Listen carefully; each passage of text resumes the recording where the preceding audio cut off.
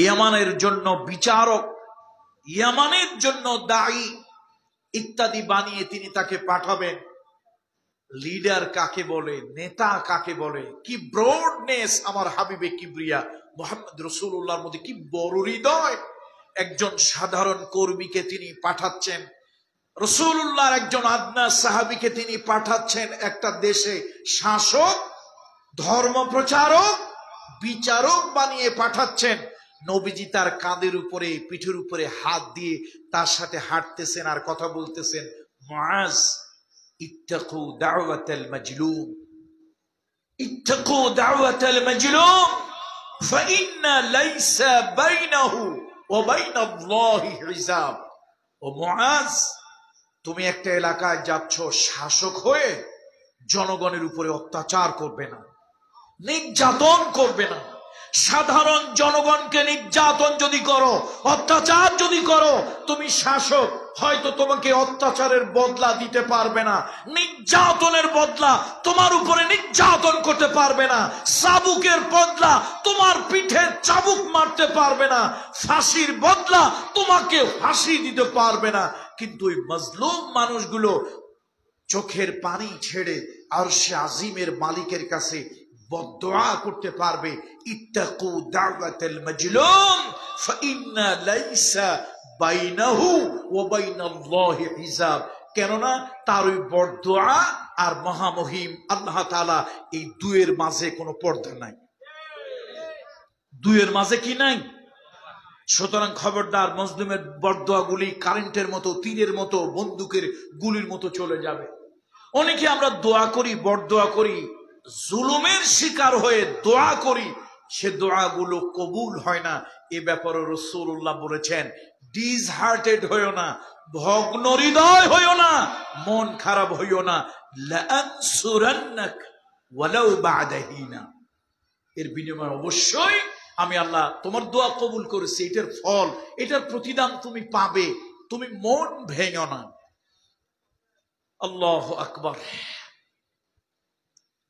মজলুমের কান্না, আয়না ঘরের সেই মানুষগুলোর, নির্যাতিত মানুষগুলোর কান্না, পরিবার পরিজনের কান্না আল্লাহ তাআলার আরশে আজিমে চলে গেল। দেখেন না, আপনি আর আমি দেখি এই বাহ্যিক চোখ দিয়ে, যারা আল্লাহর ওলি তারা আল্লাহর নূর দেখতে পান অন্তর্দৃষ্টি দিয়ে। সেই জন্য আল্লাহর ওলি, আল্লাহর সেই বুজুর্গ আল্লাহর ওলি, তিনি বলেছিলেন, আমি বাংলাদেশের ভাগ্য আকাশে উত্তর পশ্চিম গগনে ঘন গাঢ় কালো মেঘ দেখতে পাচ্ছি, আপনারা এক হয়ে যদি এর মোকাবেলা না করেন তাহলে সুবহে সাদিক হওয়ার কোনো সম্ভাবনা নাই। আর মজলুমদের উদ্দেশ্যে তিনি বলেছিলেন, সময় একদিন আসবে, ইঁদুরের গর্ত পালানের জন্য ইঁদুরের গর্ত খুঁজে পাবে না। আল্লাহু আকবার। সে আল্লাহর ওলির কথাগুলো সত্য হয়েছে না হয়নি? দেখেন আল্লাহ তাআলার কি বিচার। আমি মাঝে মাঝে আপনারা কি নিয়ে চিন্তা করেন জানি না, এত কিছু নিয়ে চিন্তা করার সময় নেই। আমি চিন্তা করি আর একটা, কি চিন্তা করি? আমার চিন্তা হলো, দুনিয়ার মানুষ করে কি, বলে কি, আর আরশে আজিমের ফয়সালা কি? নিরহ মানুষগুলোরে তুমি বানাইলা রাজাকার, কতে কাদের মোল্লা তুই রাজাকার, তুই রাজাকার, সতে সাইদি তুই রাজাকার, তুই রাজাকার। যেই জায়গায় বসে তাদের নৈতিক প্রতিহিংসার জন্য যাদের চরিত্র হরণ করেছিলে, আজকে গোটা জাতি উদ্বেলিত হয়ে বলছে তুমি কে, আমি কে, রাজাকার রাজাকার। আজকে নিজেকে রাজাকার বলে তারা দাবি করছে। আবার কেউ কেউ বলছে কে বলেছে, কে বলেছে। দেখছেন, আসলে আমরা একটুতেই অধৈর্য হয়ে যাই, হতাশ হয়ে যাই। এখানেই শেষ নয়, নিরহ নিরপরাধ মানুষগুলোকে মিথ্যা ট্রাইব্যুনালে ফাঁসি দিয়েছে, ফাঁসির হুকুম দিয়েছে আল্লাহ তাআলা। সে জালিমদের অন্ডকোষ ছিঁড়া কলার পাতায় তাদেরকে শোয়াইছে। এখানেই শেষ নয়, কি বিচার আল্লাহ তাআলার! আপনারা কি চিন্তা করেন জানি না, আপনারা চিন্তা করেন একটা, আমি চিন্তা করি আর একটা। আল্লাহর বিচার কি হবে ওইটা তো রয়ে গেছে।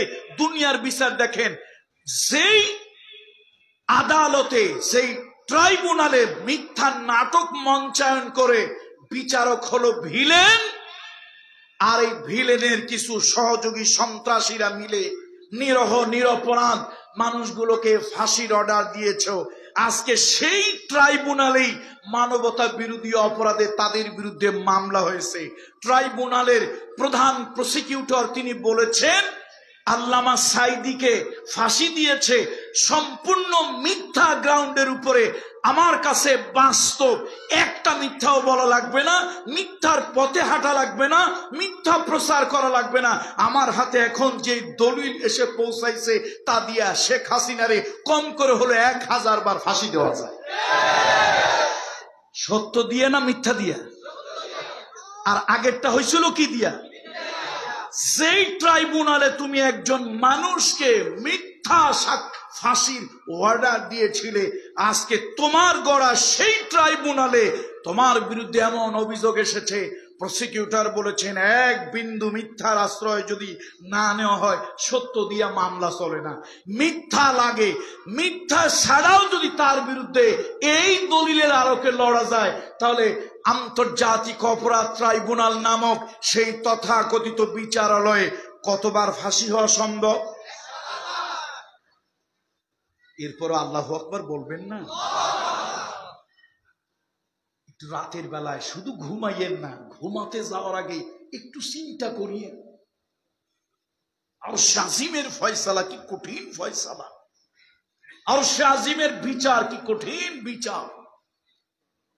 আপনাদের এই ওলি আল্লাহর পদভারে ধন্য, আলেম ওলামাদের কদমে ধন্য, বিশিষ্ট বড় বড় বুজুর্গ আল্লাহর ওলি বাইতুশ শরফের শাহ আব্দুল জব্বার নওয়ারাল্লাহু মারকাদাহু ওয়া জাআলাল জান্নাতা মাসওয়াহু, সুন্নতির আল্লাহ রাসূলের এক আশিক, এক মজজুবি হালাতের আশিক পাগল, সুন্নতির সাহাব হুজুর রহমাতুল্লাহ আলাইহি থেকে শুরু করে অনেক আল্লাহর ওলিদের পায়ের ভারে এই জমিন ধন্য। আপনাদের এখানে এমন এক স্বৈরাচারী, এক ডিক্টেটর, এক জালিম আপনাদের ঘাড়ে এমপি হিসাবে চেপে বসেছিল। দীর্ঘ 15টি বছর আমাদের জবান বন্ধ করে রেখেছে, এই এলাকায় আমাদেরকে আসতে দেয়। আজকে আল্লাহ তাআলা সেই জমিনে এনেছে, তবে কারো ভিসা লাগে নাই, ভিসা ছাড়াই আসছে। এই ফয়সালাগুলো কার? আল্লাহ তাআলার আরশে আজিমের ফয়সালা, আল্লাহ তাআলার আরশে আজিমের ফয়সালা। ওয়ামাকারু ওয়ামাকারাল্লাহ, ওয়ামাকারু ওয়ামাকারাল্লাহ ওয়াল্লাহু খায়রুল। আল্লাহ বিচার নাই? বিচার আছে। জোনায়েদ বাবুনগরী নিঃসন্দেহে আমরা কে কওমি, কে আলিয়া, কে হেফাজত, কে জামাত, কে তরিকতের লোক, কে তবলিগের লোক, যার যারটা তার কাছে থাক, বিরোধের দরকার নাই। জোনায়েদ বাবুনগরী নিঃসন্দেহে একজন আল্লাহর ওলি ছিলেন, একজন ত্যাগী। তাকে গ্রেফতার করা হয়েছে, তার নির্যাতনের বর্ণনা তিনি দিয়েছেন। তিনি যখন প্রচন্ড অসুস্থ, আমি তাকে দেখতে গিয়েছি। কঠিন মনের মানুষ, কঠিন মন বলতে শরিয়াতের বিধানের ক্ষেত্রে কঠিন মনের মানুষ ছিলেন। তিনি ভেঙে যাবেন, তবে মস্কাবেন না, কারো কাছে মাথা নত করবেন না। তাকে শায়েস্তা করার জন্য, শাস্তি দেওয়ার জন্য দায়িত্ব দেওয়া হয়েছিল পুলিশের পলিটিক্যাল উইং এর দায়িত্বে মাহফুজুর রহমান। পুলিশ অফিসারের নাম কি? মাহফুজুর রহমানকে দায়িত্ব দেওয়া হলো। দেখেন আলেমদেরকে কিভাবে টর্চার, তারা নির্যাতন করেছে।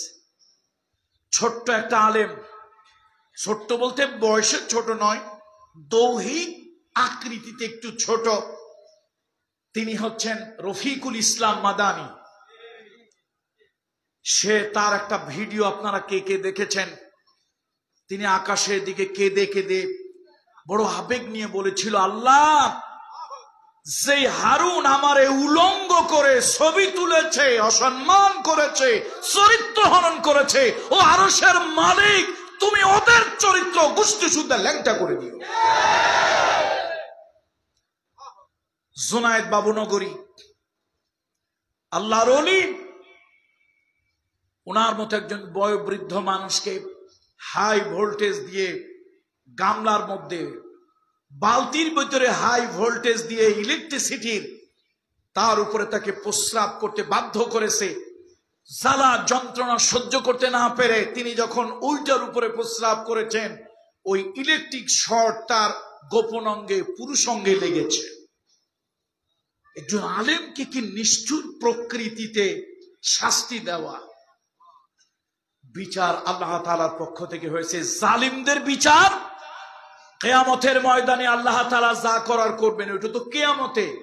পৃথিবীতে একজন জালিম খুঁজে পাওয়া যাবে না যে জালিমের বিচার আল্লাহ তাআলা কম আর বেশি পৃথিবীতে করেন নাই, এইরকম জালিম একজনও পৃথিবীতে নাই। আল্লাহু আকবার।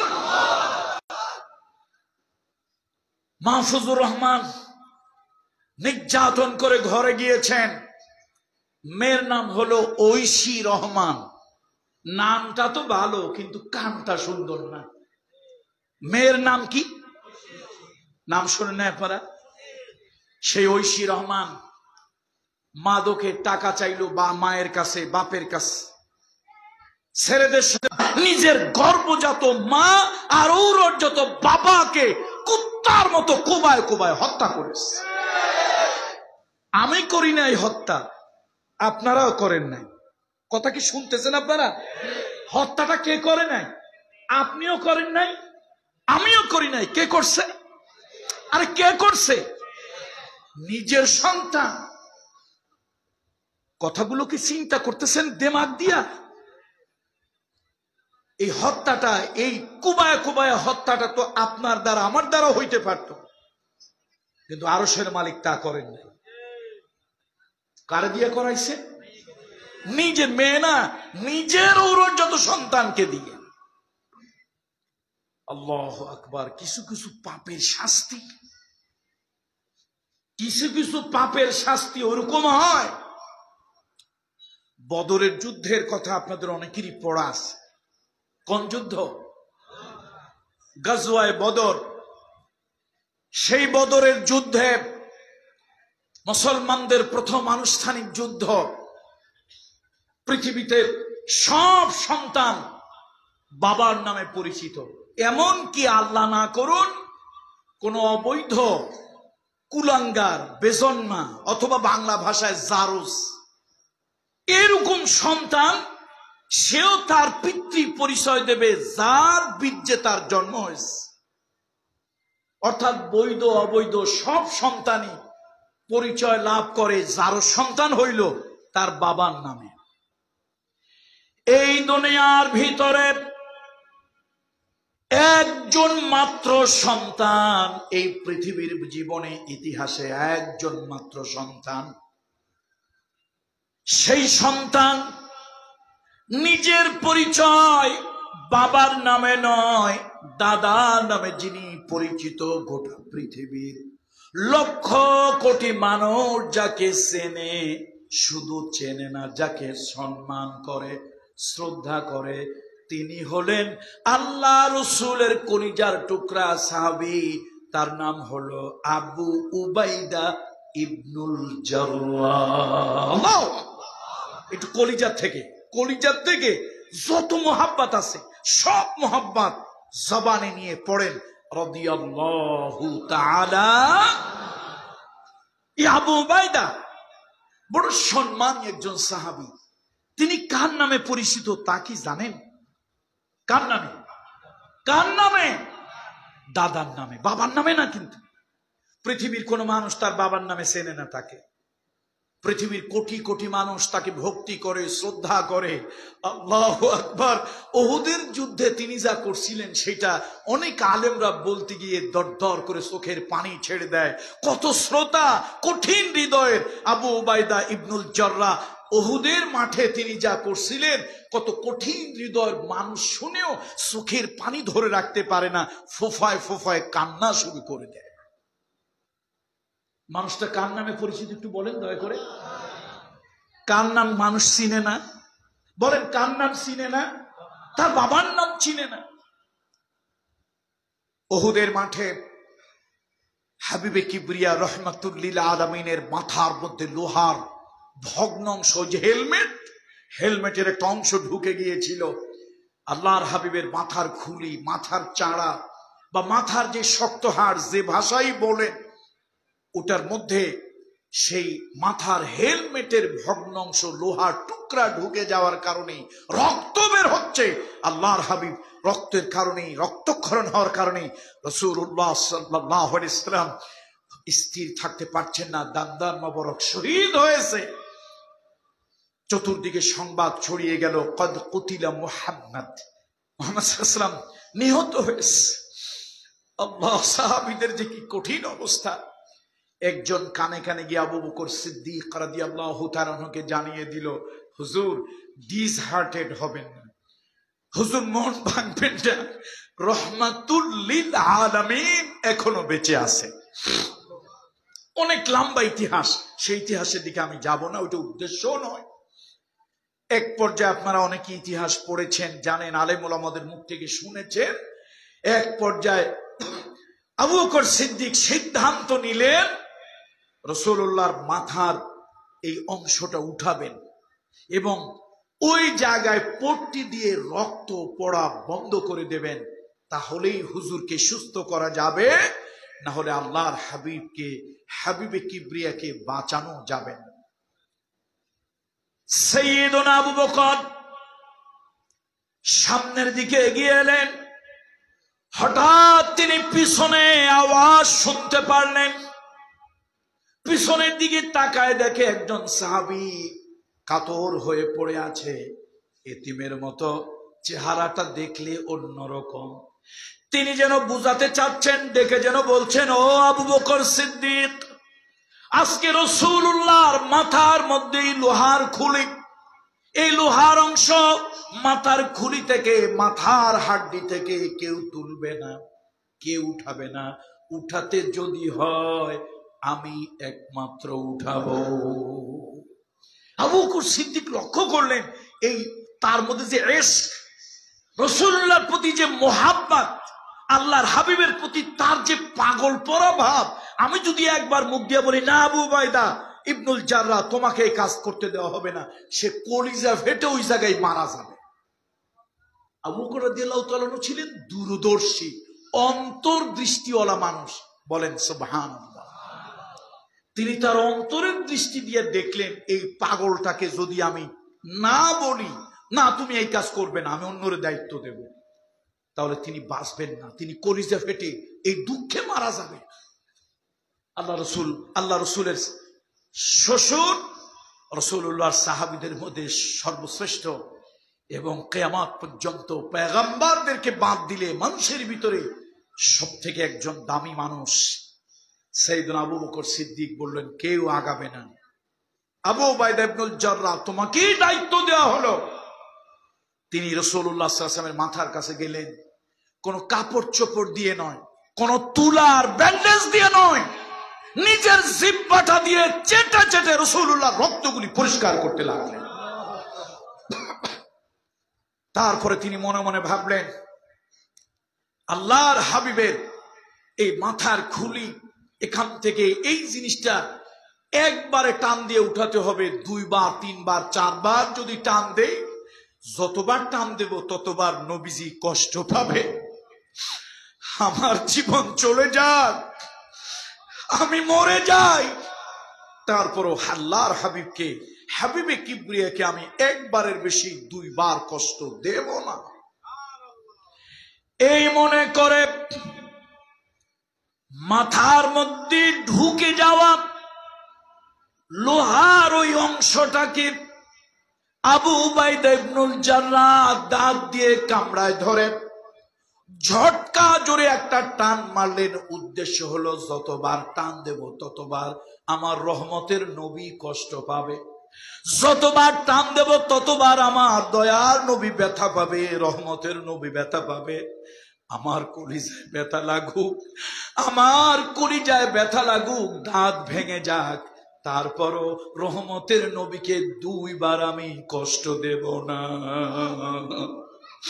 নবীজির ওই রক্তের মধ্যে, আল্লাহর হাবিবের আহত মাথার মধ্যে মুখটারে ডাবায় দিয়া, দাঁত দিয়া কামড়ায় ধরে, সিমটির মতো কামড়ায় ধরে ঝটকা জোরে একটা টান মারলেন। রাসূলুল্লাহর মাথা থেকে লোহার ওই ভাঙা অংশটুকু উঠে গেল, কিন্তু আবু উবাইদার 2টা দাঁত ভেঙে সঙ্গে সঙ্গে উহুদের জমিনে পড়ে গেল। দেখেন এই আবু উবাইদা রাদিয়াল্লাহু তাআলা আনহু, যার কথা বললে চোখে পানি চলে আসে, যার কথা শুনলে হৃদয়টা ভরে যায়। দুনিয়ার মানুষ তাকে বাবার নামে চিনে না, দাদার নামে চিনে। কারণটা হলো উহুদের মাঠ, বদরের মাঠ। বদরের মাঠে আল্লাহ রাসূল তার সৈন্যদেরকে এক এক জায়গায় রিক্রুট করলেন। ও সাহাবী তুমি এই জায়গায় থাকবে, ও সাহাবী তুমি এই জায়গায় থাকবে, তুমি এই জায়গায় থাকবে। এক একজনকে রাসূলুল্লাহ এক একটা দায়িত্ব দিলেন, এক একজন এক একটা দায়িত্ব পালন করছেন।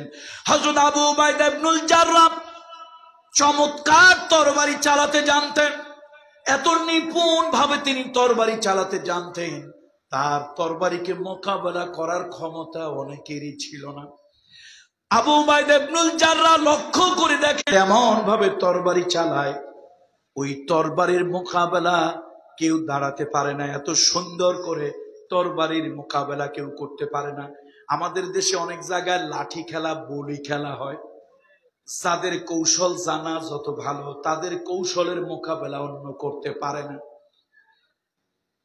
আবু উবাইদা ইবনুল জাররাহ লক্ষ্য করলেন মক্কার ওই কাফেরটা এমন ভাবে তরবারি চালায়, যার সামনে কেউ তরবারি ধরে দাঁড়াতে পারে না। তিনি যা বোঝার ভিতরে বুঝে ফেললেন, এইটা আর কেউ নয়, এ হলো আমার জন্মদাতা পিতা। সে আমার জন্মদাতা পিতা আব্দুল্লাহ।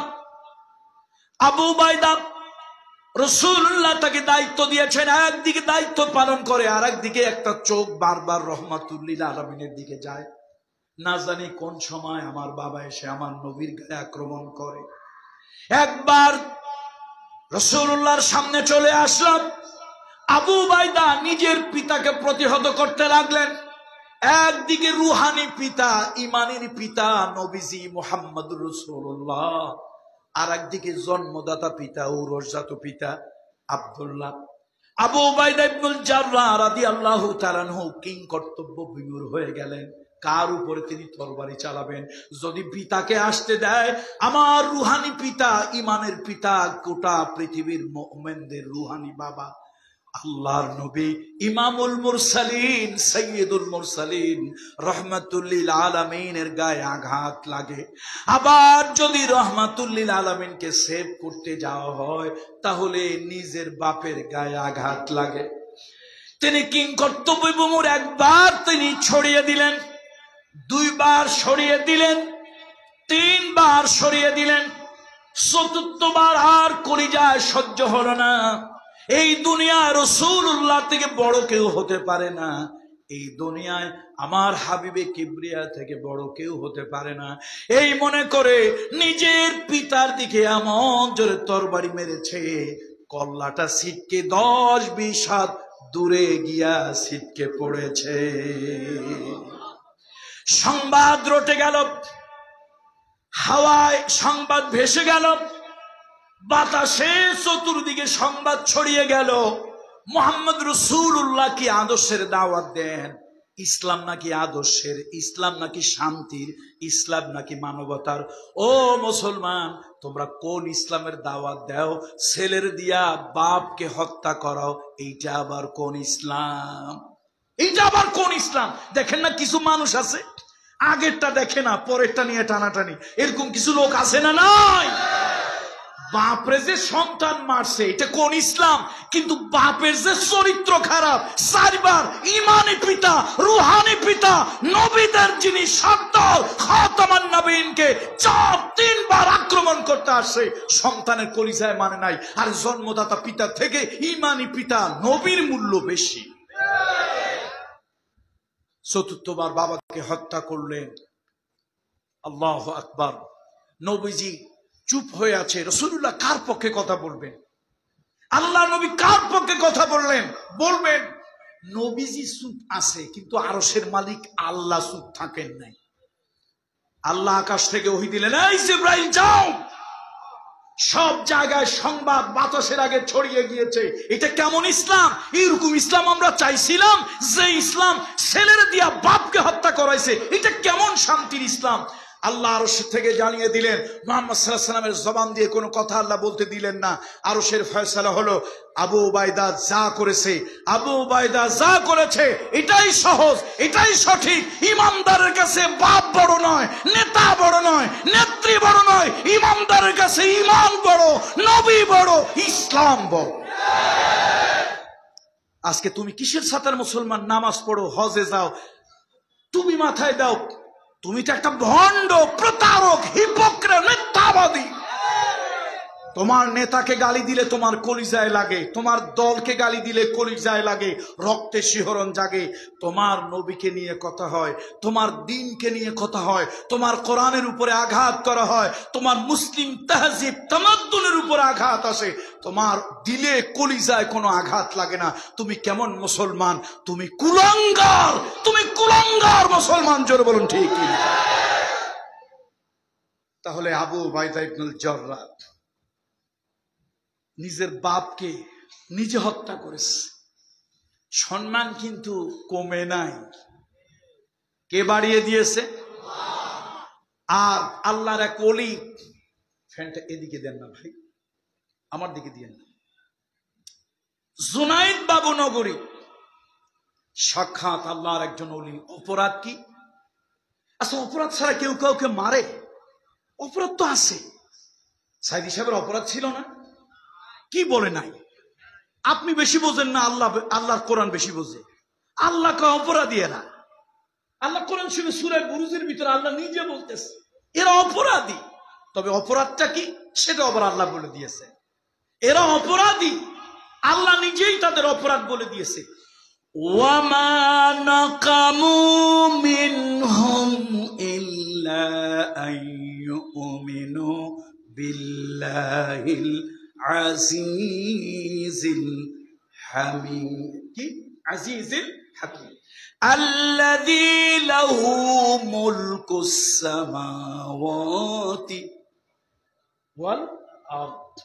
আল্লাহ তাআলা বলেন, শোনো, ওই লোকগুলোরে ফাঁসি দেয়, জেলের মধ্যে ঢুকায়, মিথ্যা মামলা দেয়, হামলা করে, আগুনের ভিতরে জ্বালায় মারে, পোড়ায় মারে, আয়না ঘরে নিয়ে মারে, দেশ থেকে বিতাড়িত করে দেয়। এই যে গুম করে, খুন করে, অপরাধ ছাড়া তো কেউ কাউরে কিছু করে না। এই মানুষগুলোর অপরাধ আছে।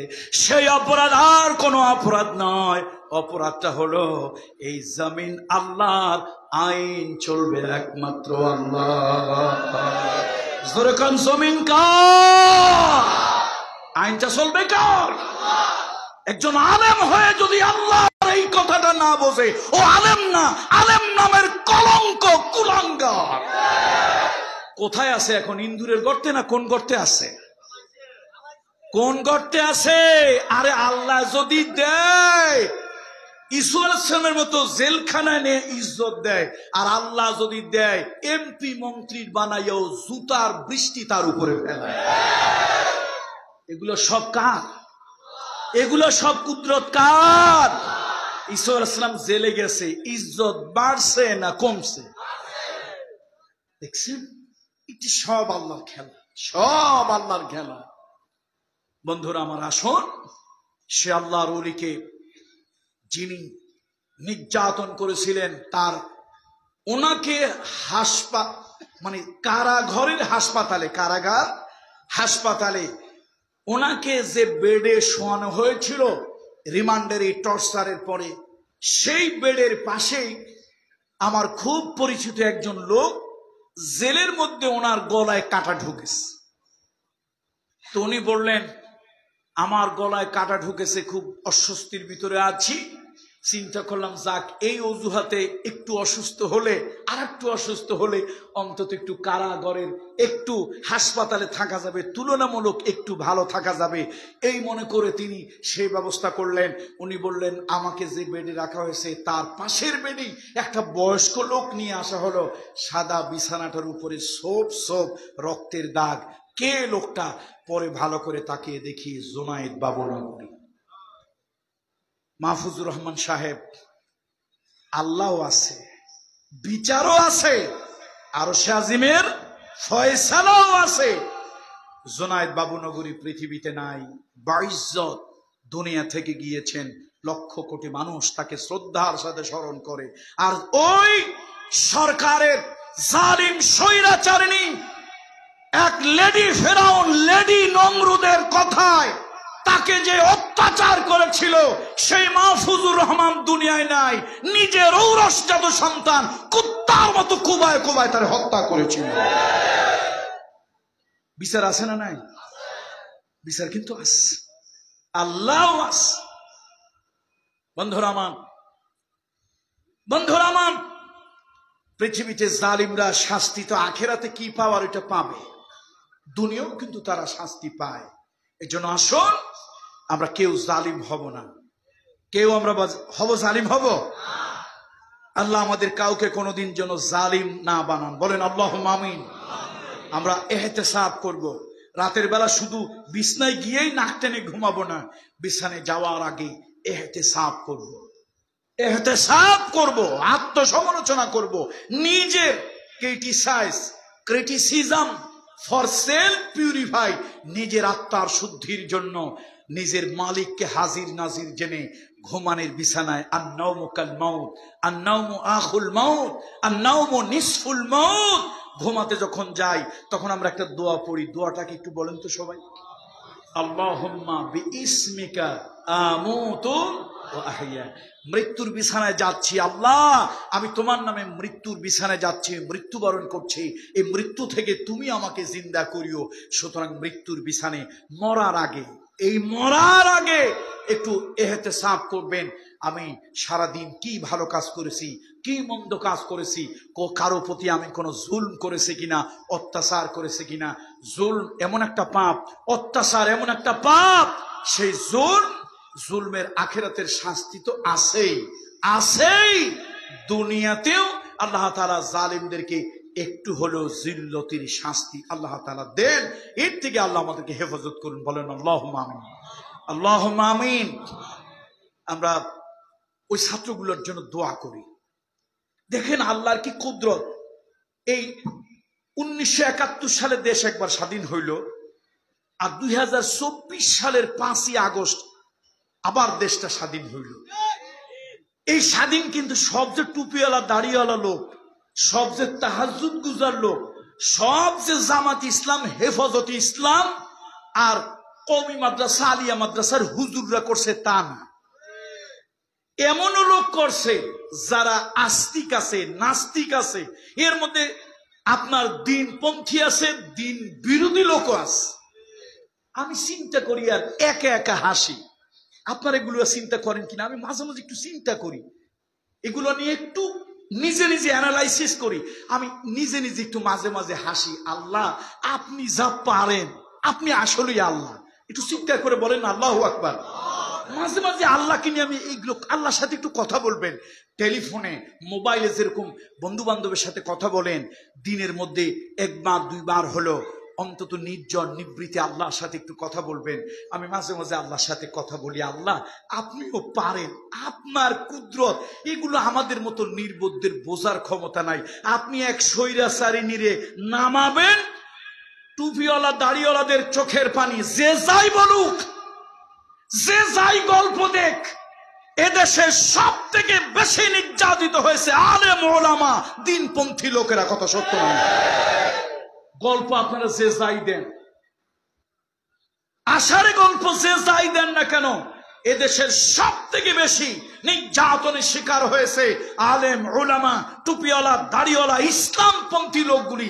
এদের থেকে বেশি এই জালিম স্বৈরাচারী এই নব্য ফেরাউন নমরুদের দ্বারা এত বেশি নির্যাতিত আর কেউ হয় নাই। নির্যাতন, গুম, খুনের শিকার। আমি মাঝে মাঝে আল্লাহ তাআলার সাথে কথা বলি, আল্লাহ আল্লাহ বলেন না, আল্লাহ আল্লাহর সাথে একটু কথা বলবেন, আল্লাহকে মাঝে মাঝে ডাকবেন, দেখবেন হৃদয়টা ভরে যাবে, হৃদয়টা ভরে যাবে। আমি বলি আল্লাহ আপনি এরকম পারেন, আপনি যে আহকামুল হাকিমিন, আপনি যে কুদরতের আধার, এটা বুঝতে পারছি আল্লাহ। এক জালিমকে নামাবেন, শুধু টুপিওয়ালা দাড়িওয়ালারা নামলে কাজ হইতো না, ওই জালিমের সহযোগী তাদের মতো আস্তিক নাস্তিক পর্দাওয়ালা বেপর্দাওয়ালা পুরুষ নারী সবাই আল্লাহ রাস্তায় নামাই দিয়া বিশ্বাস করেন। আল্লাহর কোরআন হাতে নিয়ে আল্লাহর জাতে পাকের নামে শপথ করে বলতে পারি 4 তারিখেও ভাবি নাই জালিমের এরকম পরিণতি হবে। 5 তারিখে বুঝলাম এটা আরশে আজিমের ফয়সালা। ভাই আমরা কি দোষ করছি?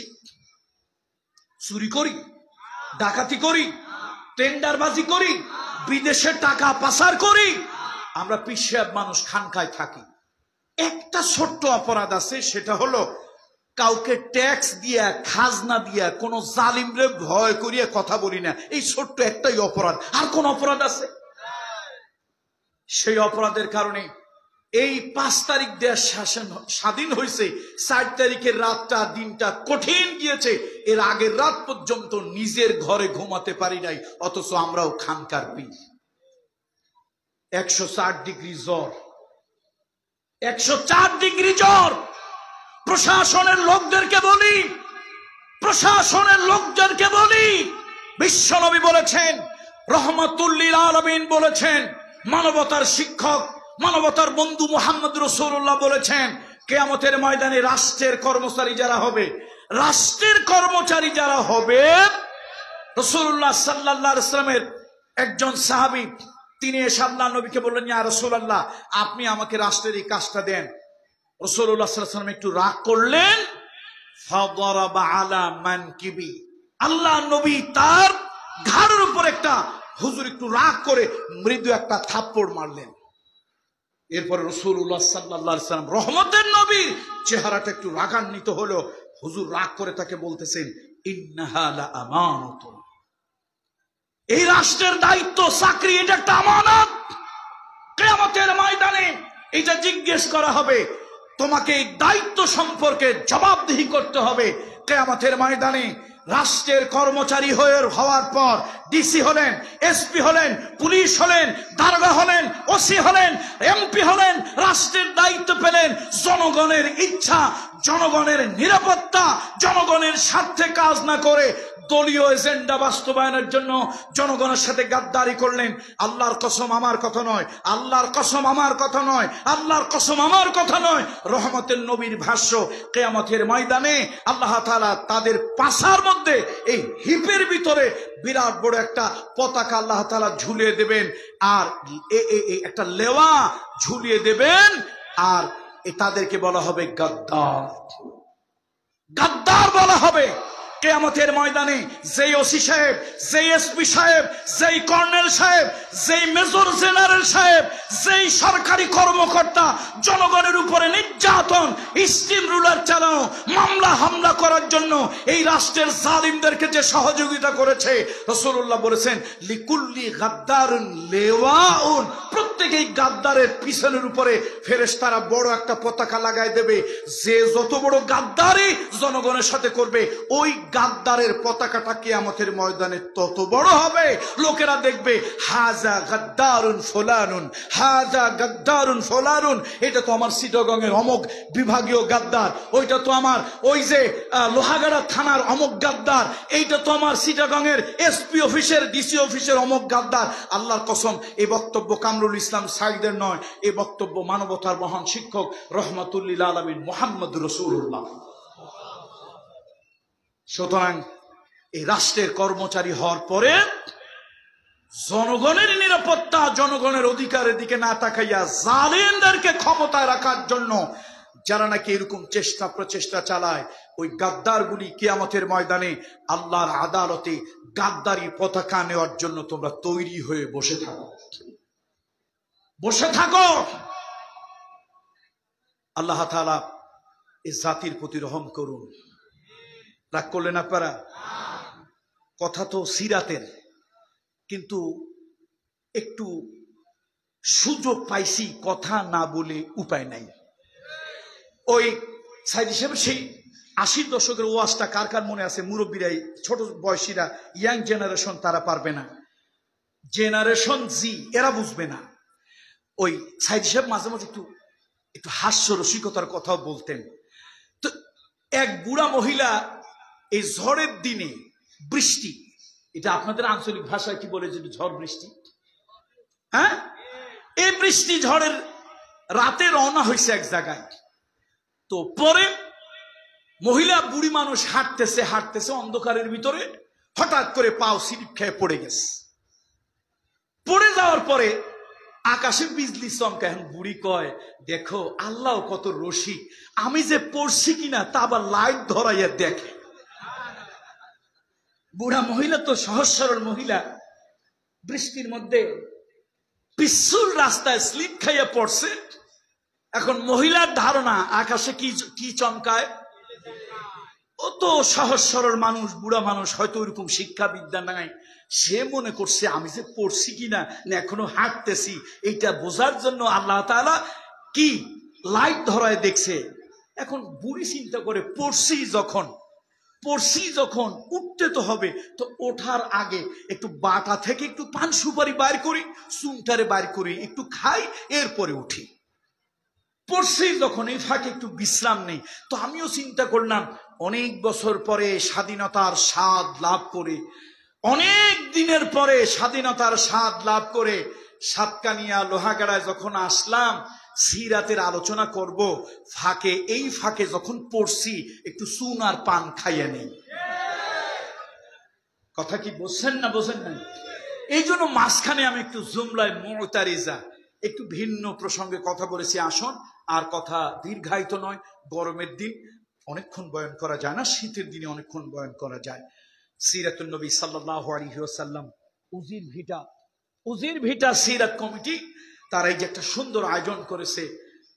মাসটা কোন মাস? কোন মাস? কথা কয় না সবাই। রবিউল আউয়াল মাস আছেন? আছে? বলেন তো কোথায়? জানুয়ারি, ফেব্রুয়ারি, মার্চ, এপ্রিল, পাইছেন নাকি? এই ডিসেম্বর পর্যন্ত একজন গোনেন না, আপনারা গোনেন। রবিউল আউয়াল আছে? তো রবিউল আউয়াল পাইলেন কই ভাই? কথা কয় না। আর চুপ করে বসে থাকলে ওয়াজ করবো কেমনে?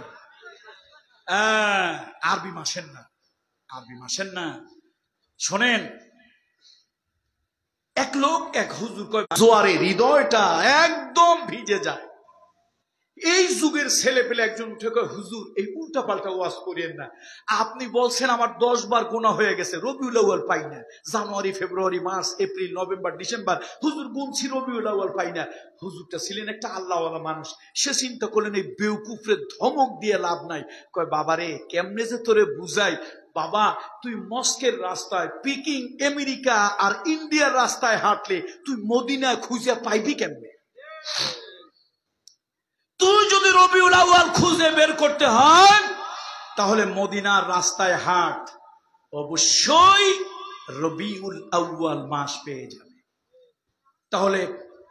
তাহলে আরবি দ্বিতীয় মাস কোনটা? সফর। তৃতীয় মাস রবিউল আউয়াল, সে রবিউল আউয়াল মাস। এই মাসে জন্মগ্রহণ করলেন, এই ধূলি ধরায় আগমন করলেন মানবতার মহান বন্ধু, মানবতার মহান শিক্ষক, যিনি পৃথিবীতে না জন্মগ্রহণ করলে, যিনি পৃথিবীতে না আগমন করলে পৃথিবী অন্ধকারে ঢেকে থাকত। তিনি যদি আগমন না করতেন, ওই জঙ্গলের ভিতরে, সমাজের ভিতরে কোনো পার্থক্য থাকতো না। মানুষগুলি হিংস্র পশুর মতো হয়ে যেত। যিনি পৃথিবীতে এসে আমাদেরকে দয়া শিখিয়েছেন, মায়া শিখিয়েছেন, যিনি তার আন্তরিকতা দিয়ে ভালোবাসা শিখিয়েছেন, যিনি উদারতা আর আন্তরিকতা দিয়ে গোটা পৃথিবীর মানুষকে মায়া মমতা ভালোবাসা শিক্ষা দিয়েছেন, আল্লাহ ভোলা মানুষদেরকে আল্লাহকে চিনিয়েছেন, তিনি আর কেউ নন, তিনি মুহাম্মাদুর রাসূলুল্লাহ। আল্লাহু আকবার। আমার নবী শুধু আমাদের জন্য নবী নন, আমাদের নবী শুধু মুসলমানদের জন্য নবী নন, আল্লাহ তাআলা তাকে গোটা মানব জাতির জন্য রহমত বানালেন। এই জন্য আল্লাহ তাআলা কালামুল্লাহ শরীফের ভিতরে আল্লাহ তাআলা বলেছেন, ওয়ামা আরসালনাকা ইল্লা রাহমাতাল লিল আলামিন। হে আমার নবী, হে আমার নবী, হে আমার হাবিব, আপনাকে আমি পৃথিবীর বুকে প্রেরণ করেছি রহমত হিসেবে। আমার নবী রহমতুল লিল আলামিন। এই পৃথিবীতে রাসূলুল্লাহ সাল্লাল্লাহু আলাইহি ওয়াসাল্লাম এসেছে। আল্লাহর নবী ঈসা পয়গম্বরের জন্মের 570 বছর পরে এই পৃথিবীতে আগমন করেন। বিশুদ্ধ একটা বর্ণনা মতে আব্রাহা যেদিন আল্লাহর ঘর ধ্বংস করার জন্য হাতির বাহিনী নিয়ে আসে, আব্রাহা যেদিন আল্লাহর ঘর ভাঙার জন্য হাতির বাহিনী যেদিন নিয়ে আসলো, তার 50 দিন পরে, অবশ্য কোন কোন বর্ণনায় কেউ কেউ বলেছেন 52 দিন, 50 দিন পরে আরবের বুকে এক মরুদুলাল জন্মগ্রহণ করেন। তিনি হচ্ছেন ইমামুল আম্বিয়া, আশরাফুল আম্বিয়া, সাইয়্যিদুল আম্বিয়া, খাতামান নবিয়্যিন, শাফিউল মুজনাবিন, রাহমাতুল লিল আলামিন, মুহাম্মাদুর রাসূলুল্লাহ সাল্লাল্লাহু আলাইহি ওয়াসাল্লাম। কিন্তু আল্লাহর একটা কুদরত। আচ্ছা, আপনারা কি একটু চিন্তা করবেন? আমি বললে কি একটু চিন্তা করবেন? ভাইরা একটু চিন্তা করেন তো, আপনার এই ভালোবাসার নবী পৃথিবীতে আগমন করছে কোন মাসে? একটু বলেন না, কেউ মুখ বন্ধ রাখবেন না, প্লিজ বলেন কোন মাস? রবিউল আউয়াল না? আচ্ছা, আপনারই ভালোবাসার নবী শুধু কি ভালোবাসার? দুনিয়ায় যা কিছু আছে, নেতা বলেন, নেত্রী বলেন, নেতা খাতা যা আছে দুনিয়ায়, দল হোক সংগঠন হোক, সব কিছুর উপরে ভালোবাসার কে? আমার বিশ্বনবী বলেছেন, লা ইউমিনু আহাদুকুম, লা ইউমিনু আহাদুকুম হাত্তা আকুনা আহাব্বা ইলাইহি মিন ওয়ালিদিহি ওয়া ওয়ালাদিহি ওয়ান নাসি আজমাইন। আল্লাহ নবী বলেছেন, তোমার সন্তান, তোমার ওয়ালিদ, ওয়ালাদ এবং ওয়ালিদ, তোমার পুত্র পরিজন, তোমার বাবা মা দাদা এবং ওয়ান্নাসি আজমাইন, দুনিয়ার যত সব ভালোবাসার মানুষ থেকে অধিক আহাব্বা, অধিক আহাব্বা, অধিক অধিক ভালোবাসার পাত্র মুহাম্মাদুর রাসূলুল্লাহ সাল্লাল্লাহু আলাইহি সাল্লাম।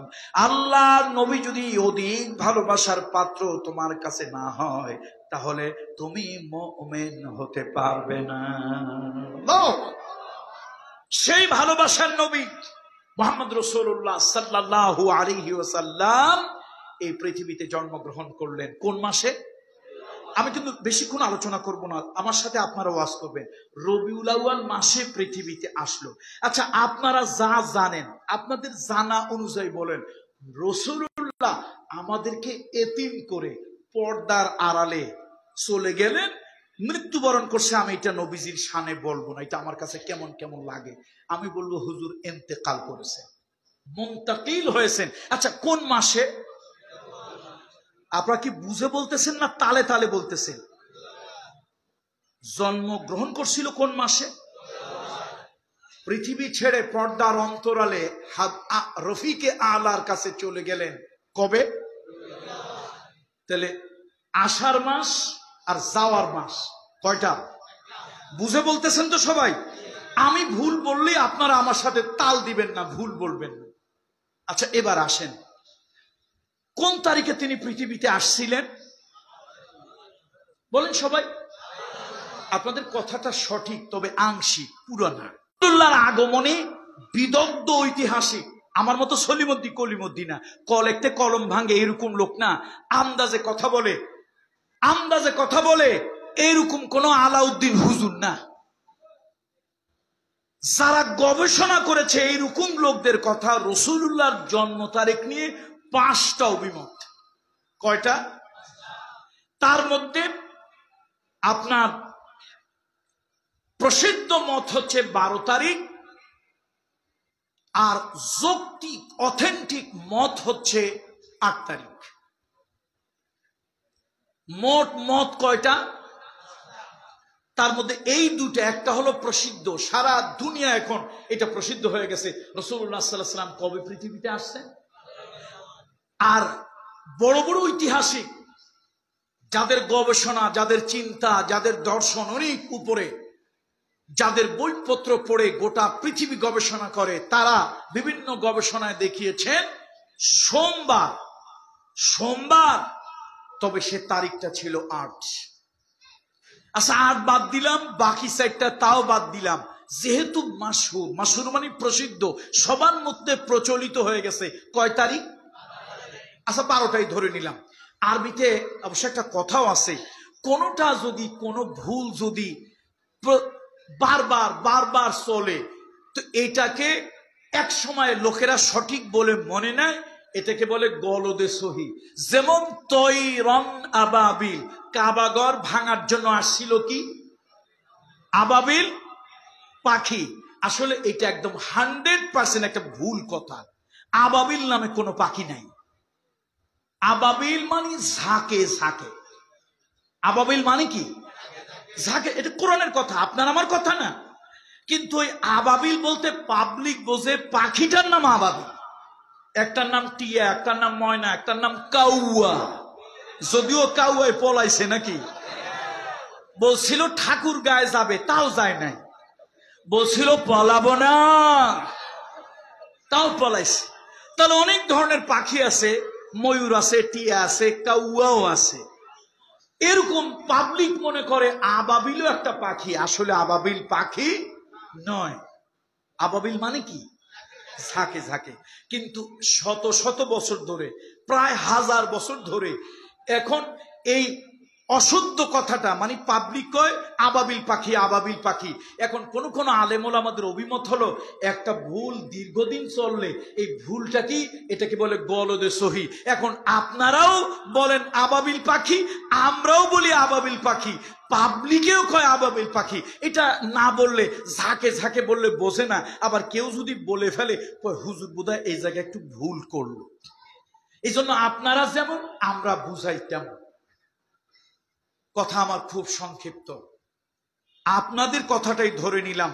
12 তারিখটা প্রসিদ্ধ, কিন্তু অথেন্টিক, যৌক্তিক, ঐতিহাসিক তারিখ কোনটা? আমি কিন্তু 8 তারিখ বলি নাই, 8 তারিখ বলি নাই, আমি 12 তারিখই বললাম। যেটা দুনিয়ার মানুষ জানে, প্রসিদ্ধ যেটা, ভুল হোক শুদ্ধ হোক, 12 তারিখ আমি বললাম। তবে দিনটা সোমবার, এতে কারো কোনো, বলেন এতে কারো কোনো দ্বিমত নাই, সন্দেহ নাই। আচ্ছা এবার একটু খুব বুঝে শুনে বলেন তো, রাসূল আকরাম সাল্লাল্লাহু আলাইহি ওয়াসাল্লাম, রাসূল আকরাম সাল্লাল্লাহু আলাইহি ওয়াসাল্লাম দয়ার নবী, মায়ার নবী, করুণার নবী, সারা পৃথিবীর উম্মতকে এতিম করে শোক সাগরে ভাসিয়ে কোন মাসে বিদায় হয়েছিলেন? তারিখটা কবে? এতে কোনো সন্দেহ? বলেন এতে কোনো সন্দেহ? দিনটা কি বার? তাহলে কথা কি আপনারা শুনতেছেন, বুঝতেছেন? আমি একা ওয়াইজি না, আপনারা সবাই ওয়াইজি। এবার আমার প্রশ্ন আপনার কাছে, আপনার বাবার জন্মদিন 12 তারিখ, আপনার বাবা দুনিয়া থেকে আপনাকে এতিম করে চলে যাওয়ার দিনটাও 12 তারিখ। আজকের দিন আপনি কি বার্থডে পালন করবেন না ডেথ ডে পালন করবেন?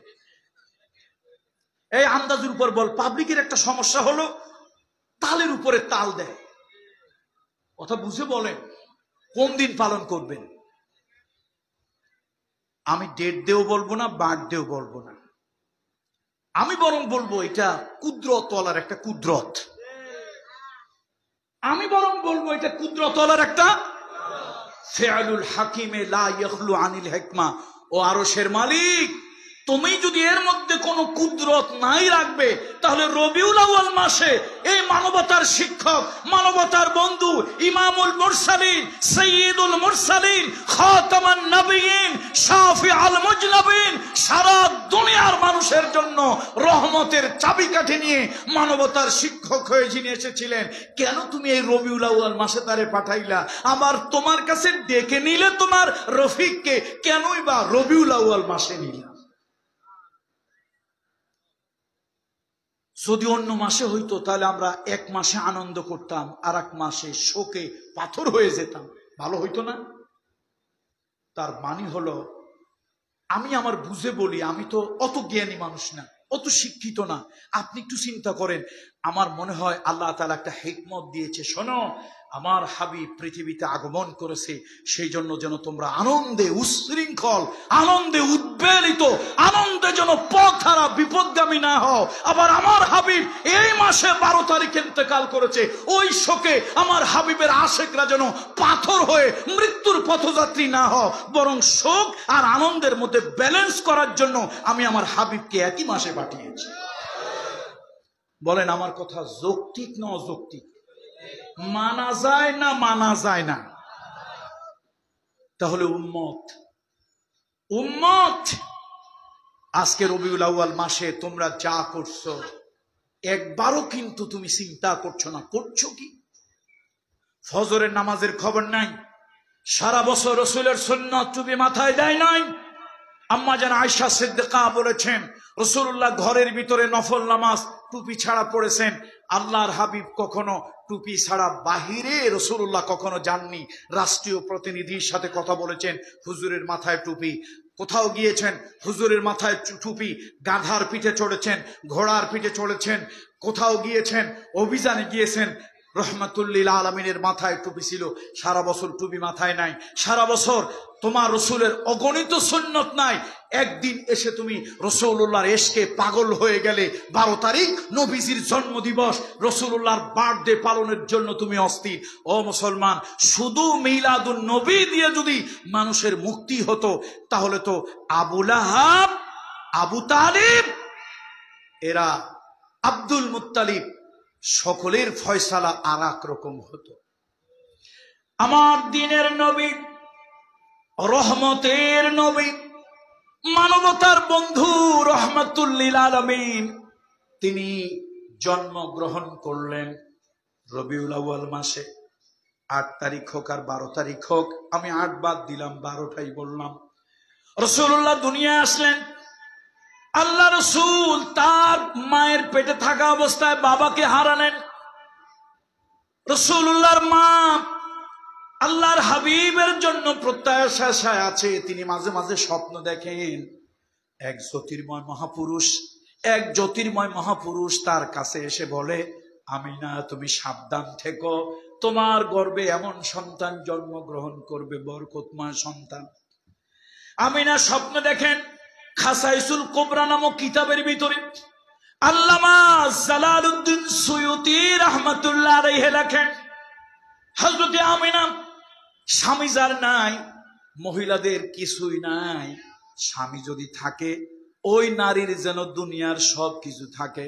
স্বামী হলো নারীর জন্য বাদশা, স্বামী হলো নারীর জন্য রাজা, স্বামী হলো নারীর জন্য সম্পদ। যদি স্বামী না থাকে, ওই মহিলার রাজা নাই, মহিলা বিধবা, তার যেন কোনো দাম নাই। মা আমিনা রসুলের মাতা আমিনা, স্বামী চলে গেলেন। ও আমিনা, তুমি মাঝে মাঝে স্বপ্ন দেখো, জ্যোতির্ময় মহাপুরুষ, সুন্দর নুরানি চেহারার মহাপুরুষ তোমাকে এসে বলে, আমিনা তোমার গর্ভে এক মহামহিম সন্তান আছে, তোমার গর্ভে এক অলৌকিক সন্তান আছে, তোমার গর্ভে এক মহামানব আছে। তোমার এই যে স্বপ্নে মাঝে মাঝে বলে যায়, নিশ্চয় এই সন্তান বড় কিছু হবে। এই সন্তানের খিদমত করার জন্য, এই সন্তানকে লালন পালন করার জন্য, এই সন্তানকে যথাযথ হক আদায় করার জন্য আমি একটু ব্যবসায় যাই, কিছু টাকা পয়সা হইলে এই সন্তানটারে আদর যত্ন ঠিক মতো করতে পারবো। আমিনার গর্ভে সন্তান, বিশ্বনবী মানবতার বন্ধু, মানবতার শিক্ষক আমিনার গর্ভে তিনি চলে গেলেন বাণিজ্যে। আল্লাহর কি কুদরত, আমার হাবিবে কিবরিয়াকে আল্লাহ এতিম বানাবেন। দুনিয়ার তার মতো বড় এতিম আর কেউ হবে না। এতিমদের দুঃখ বোঝার জন্য, এতিমের দুঃখ যন্ত্রণা বোঝার জন্য, ও দুনিয়ার এতিমেরা মন কষ্ট নিও না, মনে কষ্ট নিও না। তোমরা দুনিয়ায় এতিম হও, এতিমের ভাই আছে, বোন আছে, হয় বাবা আছে অথবা মা আছে। কিন্তু আমার নবী কেমন এতিম? মায়ের পেটের ভাই নাই, মায়ের পেটের বোন নাই, বাবা নাই, মাও নাই। অসুস্থ হয়ে জ্বরে আক্রান্ত হলে এক পেয়ালা পানি দেওয়ার মতো কেউ নাই। আল্লাহ দুনিয়ায় তার আপন কাউকে রাখেন নাই। মায়ের গর্ভে থাকতে বাবা চলে গেলেন। রাসূলুল্লাহ সাল্লাল্লাহু আলাইহি ওয়াসাল্লাম মায়ের গর্ভ থেকে দুনিয়া আসলেন।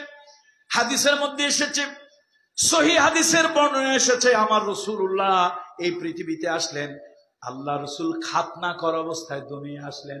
অন্যান্য সন্তান যেরকম গায়ের মধ্যে অনেক নাপাকি এটা সেটা লেগে থাকে, আমার রাসূলুল্লাহ সাল্লাল্লাহু আলাইহি ওয়াসাল্লাম মায়ের গর্ভ থেকে দুনিয়া আসলেন পুত পবিত্র পরিষ্কার পরিচ্ছন্ন। শুধু তাই নয়, তিনি খাতনা করা এই অবস্থায় পৃথিবীতে তিনি আসলেন। এই সংবাদ রাসূলুল্লাহর চাচা আবু তালেবের কাছে, আব্দুল মুত্তালিবের কাছে, দাদার কাছে, রাসূলুল্লাহর চাচা আবু লাহাবের কাছে চলে গেল। আবু লাহাবের এক দাসী গিয়ে বলল, আবু লাহাব, ও আবু লাহাব, সংবাদ শুনেছো নাকি? তোমার যে ভাই দুনিয়া থেকে বিদায় হয়ে গেছে, তোমার যে ভাইটা মরে গেছে, তোমার যে ভাইয়ের জন্য আফসোস করো, সেই মরা ভাই আব্দুল্লাহ, তার স্ত্রীর গর্ভে একটা বাচ্চা হয়েছে। ও আবু লাহাব, একটা বাচ্চা হয়েছে তোমার সেই মরা ভাইয়ের, তার স্ত্রীর গর্ভে একটা বাচ্চা হয়েছে। পূর্ণিমার চাঁদের দিকে তাকাইলে চোখ জুড়ায় না, তোমার ভাইয়ের সন্তানের দিকে তাকাইলে চোখ জুড়ায় যায়। পূর্ণিমার 14 তারিখের চাঁদের দিকে তাকালে কলিজা ঠান্ডা হয় না, কিন্তু তোমার ভাইয়ের ওই যে স্ত্রীর গর্ভে যেই বাচ্চাটা হয়েছে, ওই বাচ্চা দেখলে যেন কলিজাটা শীতল হয়ে যায়। এই যে রাসূলুল্লাহর মিলাদের সংবাদ শুনে, আল্লাহ রাসূলের মিলাদের সংবাদ শুনে আবু লাহাব এত খুশি হইল। তার দাসী, ওই যুগে একটা দাসী কেনার জন্য টাকা লাগতো একেবারে সর্বনিম্ন আজকের যুগের কারেন্সি, যদি একেবারে কমের থেকে কম ৮০,০০০ থেকে ১,০০,০০০ টাকা লাগতো সর্বনিম্ন। একেবারে অযোগ্য একটা দাস কিনতে গেল। আবু লাহাব যখন শুনল এমন একটা সন্তান আমার মরা ভাইয়ের হয়েছে, তার স্ত্রীর গর্ভে এমন একটা বাচ্চা হয়েছে, বাচ্চাটার দিকে তাকাইলে নাকি চোখ জুড়ায় যায়, ওই বাচ্চাটার দিকে তাকালে নাকি কলিজা ঠান্ডা হয়ে যায়, এমন একটা সংবাদ, এই মৌলুদের সংবাদ, জন্মের সংবাদ শুনে এত খুশি হলো, আঙ্গুলের ইশারাটা দিয়ে বলল, যাও, তোমাকে আমি মুক্ত স্বাধীন করে দিলাম। আজকের বাজার হলে প্রায় ২.৫ লাখ টাকা। তাহলে ২.৫ লাখ টাকার একটা বাদীকে, দাসীকে উন্মুক্ত করে দিল, আজাদ করে দিল। এই দাসীর মাওলাল আতিক, তার মুক্তকারী প্রভু হলো আবু লাহাব। এতেই শেষ নয়, আগেকার দিনে লোকেরা, পুরুষ নারীরা নানান ধরনের অলংকার পরত। কোমর বন্ধনীর জন্য এক ধরনের রূপার অলংকার ছিল, ইসুফ আলাইহিস সালামের যুগেও ছিল, ইয়াকুব আলাইহিস সালামেরও ছিল। এটা আগের যুগের একটা ট্র্যাডিশন ছিল। আবু লাহাবের কোমরের ভিতরে ছিল রূপের এক ধরনের কোমর বন্ধনী। দাসীরে তো মুক্ত করে দিয়েছেই, সাথে সাথে কোমরের ওই কোমর বন্ধনী কিসের কিসের রূপার, সে অলংকারটা খুললো, খুলে তাকে দিল, যা, এটা তোকে উপহার দিলাম। ওই যে হাতের ইশারা আঙ্গুল দিয়া আবু লাহাব আমার রাসূলুল্লাহর জন্মের সংবাদে তার দাসীকে মুক্ত করে দিয়েছিল। কেউ কেউ বলেন সেই জন্য, এই কারণে তার এই আঙ্গুলটা, এই আঙ্গুলটাকে শাস্তি কম দেওয়া হবে। ওই যে আবুল আহাব, কথা সঠিক বেঠিক এটা নিয়ে আমার বিতর্ক না। হুজুর আপনি কথা বলছেন এটা কতটুক সহি অথবা কতটুক গলত, আমার বক্তব্য ওই দিকে না। আমার বক্তব্য হলো সঠিক হোক ভুল হোক, ভাতিজার জন্মে চাচারা এত খুশি হলো যে নানান ধরনের কাজ করলো। আবু তালেব খুশি হলো, আবুল আহাব খুশি হলো, আব্দুল মুত্তালিব খুশি হলো। এবার আপনার কাছে আমার প্রশ্ন, রাসূলুল্লাহর জন্মে যতই খুশি হোক তারা কি জান্নাতি না জাহান্নামী? তাহলে জন্মের খুশি হলেই শুধু মিলাদ মিলাদ নিয়ে পড়ে থাকলে, অনেক গাধা বলে আমরা নাকি নবীর মিলাদ বিশ্বাস করি না। আরে গাধা আমরা তো দূরের কথা, মুসলমান একটা লোক যার মাথায় পাগল উন্মাদ ছাড়া কোন মুসলমানের সন্তান রাসূলুল্লাহ মিলাদকে অস্বীকার করতে পারে না। কুলাঙ্গার ছাড়া রাসূলুল্লাহ মিলাদকে অস্বীকার করে? মিলাদ মানে জন্ম, হাবিবে কিবরিয়ার জন্মই যে স্বীকার করে না ও তো মুসলমান দূরের কথা, ও কুলাঙ্গার তো মানুষই না। কথা কি বুঝেন না? বোঝেন না আমার কথা? তাহলে আমরা রসুলের মিলাদ মানি না মানি না? কথা কয় না। মানি কি মানি না? মানি। পার্থক্য হলো আমরা ঈদে মিলাদুন নবী মানি কিনা। হ্যাঁ, যদি ঈদ বলতে উৎসব বুঝায় তাহলে অতটুকুনো মানি। রাসূলুল্লাহ তার নিজের জন্মের জন্য বার্থডে উপলক্ষে যা যা করেছেন, রাসূলুল্লাহ নবুয়তের পর থেকে আমৃত্যু তিনি আল্লাহর শুকরিয়ায় রোজা রেখেছেন। কি রোজা রাখেন নাই? নবীজি যে যে কাজগুলি তার বার্থডে উপলক্ষে, কেক কাটেন নাই, 10টা 20টা ট্রাক সাজাইয়া বিদেশ থেকে পীর ভাড়া করে, ভাড়াটিয়া পীর দিয়া জশ্নে জুলুসের মিছিল লাগান নাই। নিজের দেশের পীরের অভাব, বিদেশ থেকে ভাড়াটিয়া পীর আনতে হয় জুলুস করার জন্য। সারা বছর নবীজির নামাজের খবর নাই, আজকের ফজরের নামাজ পড়ছে কিনা তাও সন্দেহ। মাথার টুপিটা দেখলেই বোঝা যায় এটা নিয়মিত টুপি না, হাওলাত করা টুপি। আপনাদের এলাকায় বিয়ে শাদী হয় না?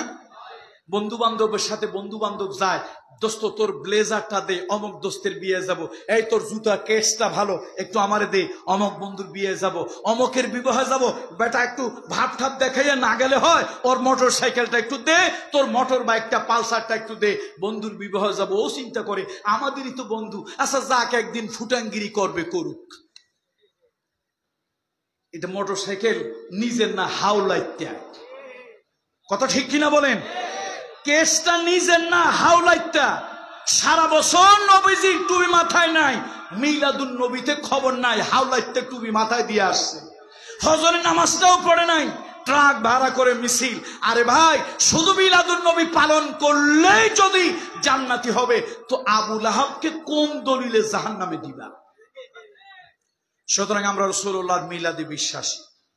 বলুন, রাসূলুল্লাহর মিলাদে আমরা রাসূলুল্লাহর শুধু জন্মেই বিশ্বাসী না, হাবিবে কিবরিয়া, মানবতার শিক্ষক, মানবতার বন্ধু, রহমাতুল লিল আলামিন, তার জীবন দর্শন সিরাত। ওয়া ইন্নাকা লাআলা খুলুকিল আযীম, ওয়া ইন্নাকা লাআলা খুলুকিল আযীম। আমার নবীর প্রকাশ্যে, গোপনে, আলোতে, অন্ধকারে যা যা করেছিল আমরা রাসূলুল্লাহর সেই জীবনকে আদর্শ হিসেবে আমরা গ্রহণ করি। ওয়ামা আতাকুমুর রাসূলু ফাখুযুহু ওয়ামা নাহাকুম আনহা ফান্তাহু। সুতরাং রাসূলুল্লাহ যা এনেছেন আমরা তা গ্রহণ করব, রাসূলুল্লাহ যা বর্জন করেছেন আমরা তা নিষেধ করব। আল্লাহর হাবিবের ভালোবাসা, রাসূলুল্লাহর ভালোবাসা কি? আল্লাহর পরে ইয়া সাহিবাল জামাল ইয়া সাইয়্যিদাল বাশার মিন ওয়াজহিকাল মুনীর ফাকাদ নাওয়ারাল কমর লা ইউমকিনু সানাউ কামা কানা হাক্কুহু বা'দা আজ খুদা বুজুর্গ তুই কিসায়ে মুখতাসার।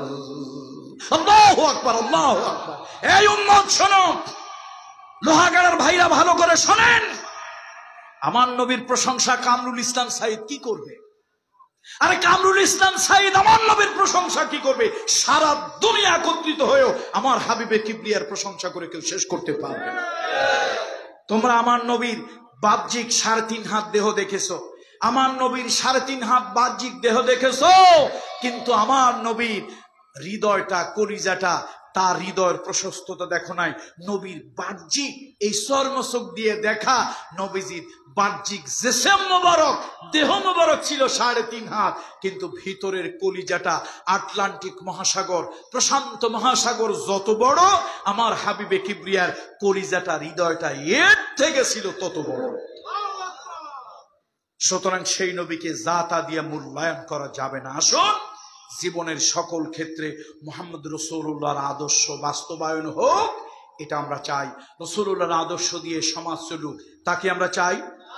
রাসূলুল্লাহর আদর্শ দিয়ে রাষ্ট্র চলুক, তা কি চাই?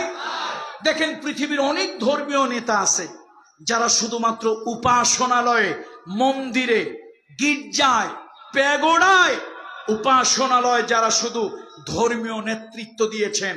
আবার অনেক বড় বড় রাজা বাদশাহ ছিল, রাজ সিংহাসনে বসে রাষ্ট্র শাসন করেছে। ওই রাষ্ট্র শাসনকারী রাজা বাদশারা ওই ধর্মীয় উপাসনালয়ে গিয়ে নেতৃত্ব দিতে পারে নাই। আর ধর্মীয় উপাসনালয়ে ওই যে যারা আপনার ধর্মগুরু আছে, তারা কিন্তু রাষ্ট্রের চেয়ারে বসে রাষ্ট্র ঠিক মতো চালাতে পারে নাই।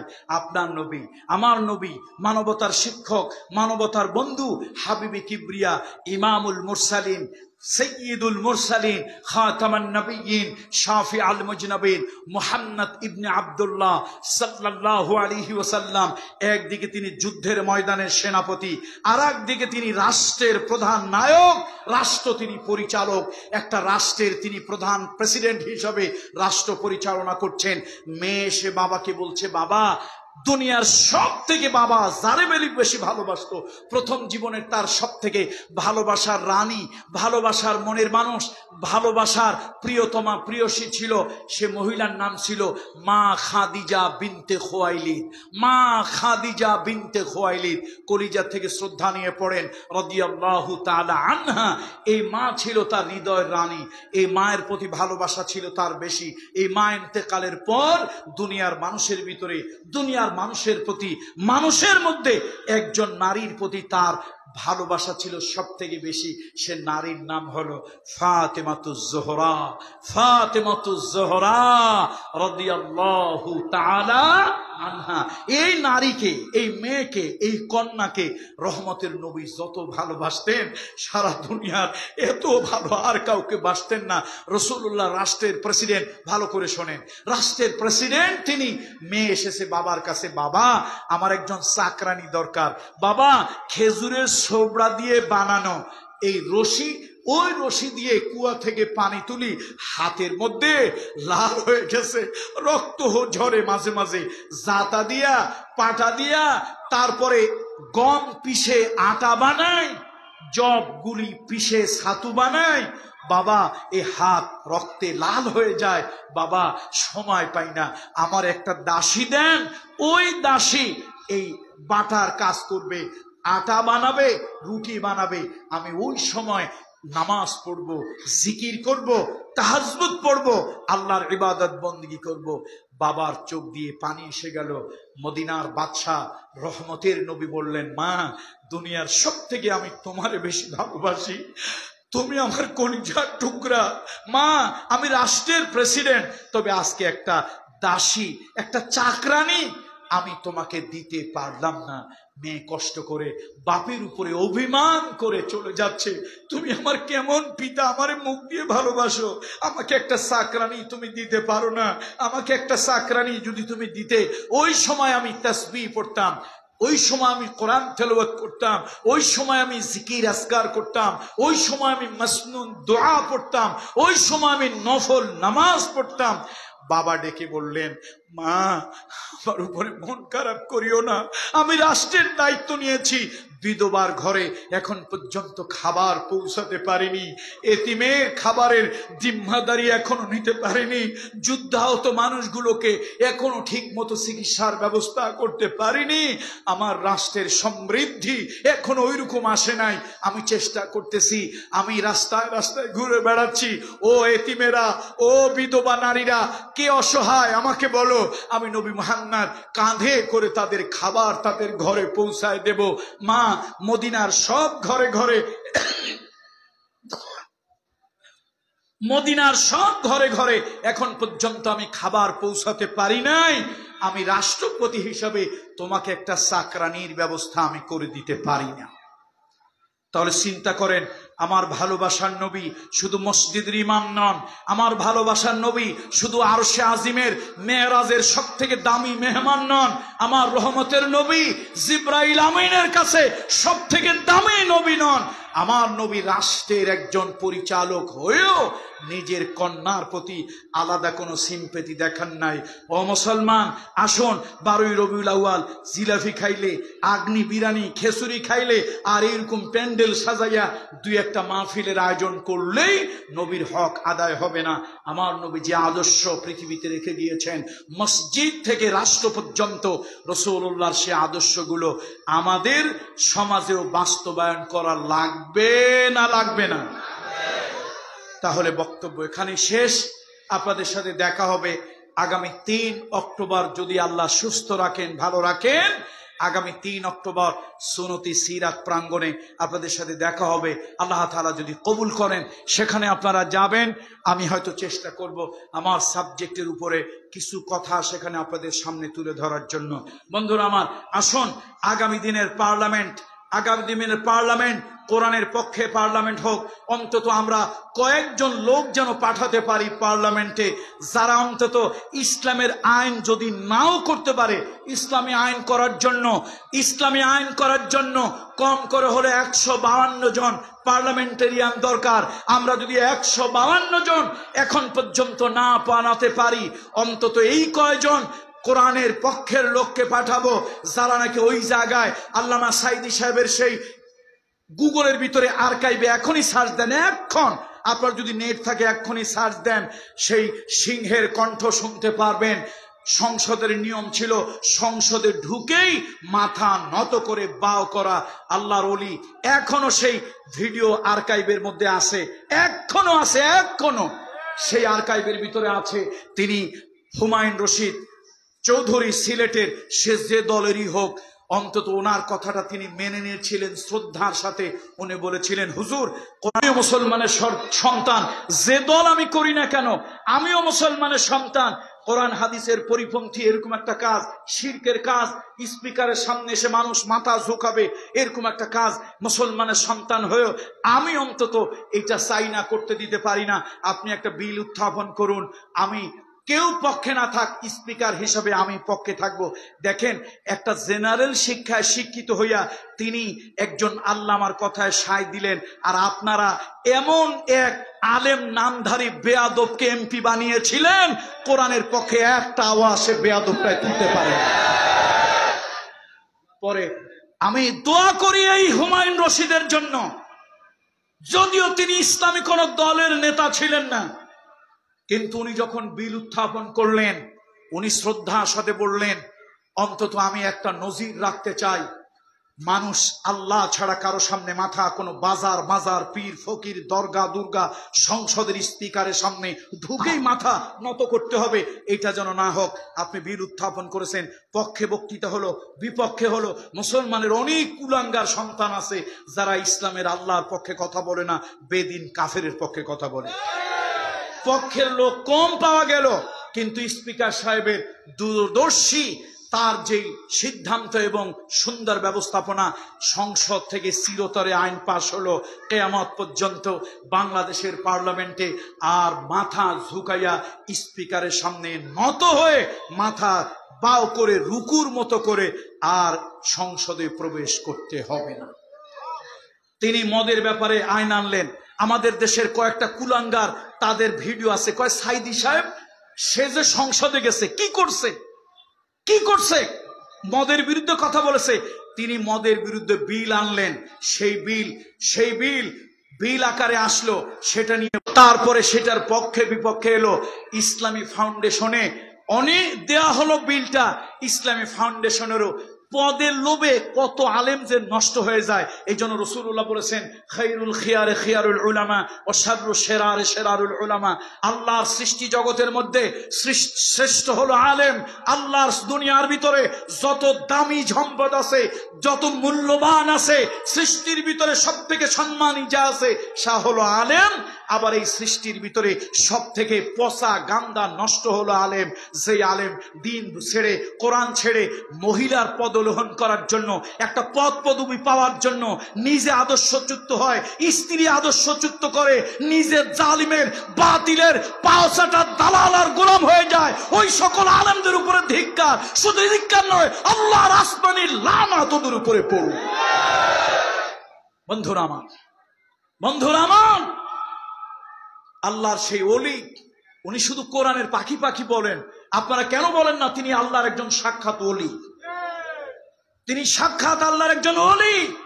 সেই আল্লাহর ওলি তিনি মদের বিরুদ্ধে আনলেন। শেষ পর্যন্ত 152 জন সদস্য মদের বিপক্ষে না পাওয়ার কারণে স্পিকার মন খারাপ করে বললেন, আল্লাহর একটা বিধান আমি জাগতিক আইন নিয়মের বাহিরে করতে পারলাম না। উনি দীর্ঘ ফাইট করলেন। সুতরাং আগামী পার্লামেন্ট কাদের হবে, কারা আসবে জানি না, অন্তত লোহাগাড়াবাসীদেরকে বলবো কোরআনের পক্ষে কথা বলার জন্য 2-4টা কণ্ঠ হলেও পাঠাবেন, যারা অন্তত আইন পাশ করতে না পারুক, অন্যায়ের বিরুদ্ধে কি করতে পারবে? বলেন, কি করতে পারবে? এটা দরকার না দরকার না? বলেন, ইমান মনের থেকে বলবেন, মুনাফিকির ভাষায় বলবেন না, মনের থেকে বলেন প্রতিবাদটা দরকার না দরকার না? কোরবানির হাটে গরু বিক্রি হয়, ছাগল বিক্রি হয়, গরুরও ভালো দাম, ছাগলেরও ভালো দাম। ইলেকশনের মাঠে কিছু মানুষ বিক্রি হয় গরু আর ছাগলের থেকে অনেক কম দাম।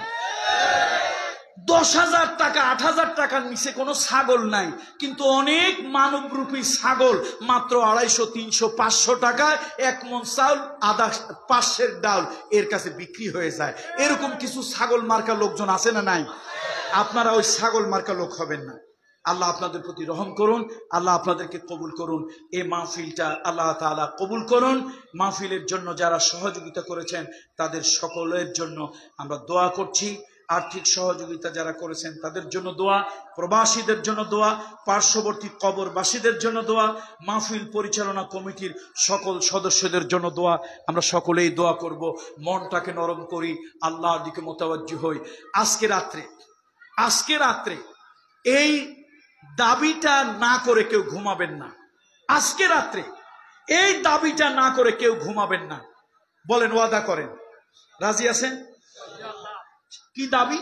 সে দাবিটা হলো, পারলে চোখের 2 ফোঁটা পানি ছেড়ে দিয়ে বলবেন, আল্লাহ আল্লাহ, কত কাফের বেদিন আপনার হাবিবকে দেখলো, হাবিবে কিবরিয়া রহমতের নবীকে কত কাফের বেদিন দেখলো, কিন্তু উম্মত হয়ে আমি দেখতে পারলাম না। আজকে রাতে ঘুমানোর আগে আল্লাহর কাছে এই দরখাস্তটা করবেন, আল্লাহ আমি তো গুনাহগার উম্মত, আপনার হাবিবের গায়ে পাথর মারি নাই, তায়েফের জমিনে আপনার হাবিবের গায়ে পাথর মেরে, বৃষ্টির মতো পাথর মেরে রক্তে হাবিবের গোটা দেহটাকে লাল করে দিয়েছে। তারাও তো আপনার হাবিবের চেহারা মোবারক দেখতে পেরেছে। ওহুদের মাঠে যারা দান শহীদ করেছে তারাও তো আপনার হাবিবকে দেখেছে। আল্লাহ কিচ্ছু চাই না, এই গুনাহগার গোলামকে অন্তত স্বপ্নে একবার হলো আপনার হাবিবের সাথে একটু মুসাফা করা নসিব করে দেন। পারবেন না এই আবদারটা করতে? পারবেন না? আজকে আল্লাহর কাছে এই আবদারটা করবেন, চোখের পানি ছেড়ে দিয়ে করবেন। আল্লাহ তাআলা মুহাম্মদ রাসূলুল্লাহকে দিয়ে আমাদেরকে ধন্য করেছেন, আমাদের জীবন ধন্য, আমাদের মানব জীবন ধন্য যে আমরা তার মতো একজন পয়গম্বর পেয়েছি। আল্লাহ তাআলা কবুল করুন। একবার হলো স্বপ্নে রাসূলুল্লাহকে দেখার সৌভাগ্য নসিব করুন। আল্লাহুম্মা আমিন। রব্বানা যালামনা আনফুসানা ওয়া ইল্লাম তাগফির লানা ওয়া তারহামনা লানাকুনান্না মিনাল খাসিরিন। রব্বানা লা তুযিগ কুলুবানা বা'দা ইয হাদাইতানা ওয়া হাব লানা মিন লাদুনকা রাহমা ইন্নাকা আনতাল ওয়াহ্হাব। আয় আল্লাহ তাআলা গুনার বোঝা মাথায় নিয়ে উজির ভিটা সিরাত কমিটির উদ্যোগে আয়োজিত এই বিশাল সিরাতুন নবী মাহফিলে আমরা কিছু গুনাহগারের ভিক্ষুকেরা হাত তুলেছি। আল্লাহ তাআলা গরমের দিন ভ্যাপসা গরম, তোমার বান্দারা পাখির মতো, চাতক পাখির মতো তাকিয়ে আছে তোমার হাবিবের কথাগুলি শোনার জন্য। তোমার নবীর কথা শুনে কত মানুষের চোখ দিয়ে টপ টপ করে পানি চলে আসছে। তোমার হাবিবকে জীবনে একবারও দেখতে তারা পারে নাই। আয় আল্লাহ তাআলা, আজকের মাহফিলে আমরা যারা আসলাম, বসলাম, আল্লাহ তাআলা আমাদের আশা এবং বসা আপনি কবুল ও মঞ্জুর করে নেন রব্বুল আলামিন। এই মাহফিলের সংবাদ সোনার মদিনায় ফেরেশতার মাধ্যমে সোনার মদিনায় আপনার হাবিবের রওজায়ে আতাহারে মদিনা মুনাওয়ারায় পৌঁছে দেন রব্বুল আলামিন। কিয়ামতের ময়দানে মানুষগুলি যেদিন ত্রাহি ত্রাহি চিৎকার করবে, পানি পানি বলবে, মা তার সন্তানকে ভুলে যাবে, সন্তান তার মাকে ভুলে যাবে, আপনজনের আপনজনকে ভুলে যাবে। কিয়ামতের সেই কঠিন ময়দানে তোমার হাবিব যখন চিৎকার করে কাঁদবে আর বলবে, রব্বি হাবলি ইয়া উম্মতি, রব্বি হাবলি উম্মতি। আয় আল্লাহ, কিয়ামতের ওই কঠিন ময়দানে তোমার হাবিবের শাফাত নসিব করে দিও। তোমার হাবিবের হাতে এক পেয়ালা কাউসারের পানি নসিব করে দিও রব্বুল আলামিন।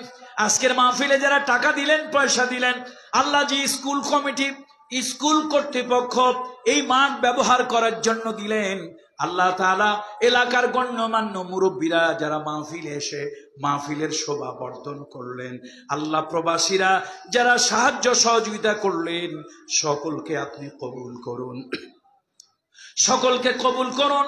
এর বিনিময় দুনিয়া এবং আখিরাতে উত্তম জাযা আপনি আল্লাহ তাআলা দান করুন।